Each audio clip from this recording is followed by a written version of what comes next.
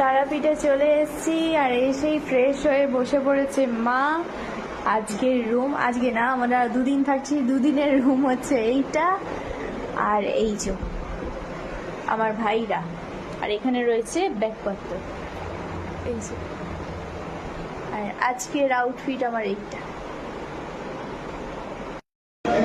এখন তো স্নান করে একদম রেডি হয়ে চলে এসেছি দুপুরে খাওয়া দাওয়া করতে। আর আজকের মেনুতে কি কি আছে চলো তোমাদের সাথে শেয়ার করি।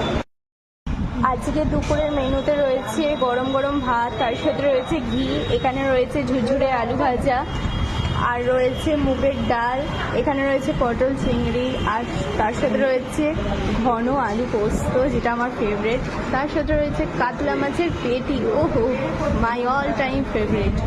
আর তার সাথে রয়েছে একটা ডিম, ডিমটা নিয়েছে আমার মা বলে না, আমার বাবাও নিয়েছে, কারণ সবাই ডিমটা নিয়েছি আমরা এক্সট্রা, যাতে ডিম খেতে খুব ভালোবাসি। আর এই যে আজকে দুপুরের মেনু, তার সাথে রয়েছে চাটনি আর পাঁপড়। দুপুরের থালি তো আপনাদের সাথে শেয়ার করেছি, কিন্তু এবার শেয়ার করব যে আমি খেয়ে কতটা তৃপ্তি হয়েছে। এখানে নিয়ে নিয়েছিলাম গরম গরম মুগের ডালের সাথে লেবু চিপে ঝুরঝুরে আলু ভাজা দিয়ে, খেতেই ও প্রাণটা জুড়েই গেল। তারপর আমাদের বাঙালির সেরা চলে এলো আলু পোস্ত। আলু পোস্ত ছাড়া বাঙালিরা আর কিছু ভাবতেই পারে না। ও আলু পোস্তর বাইকটা মুখে নিতেই সো গুড। তারপরেই চলে এলো আমাদের পটল চিংড়ি।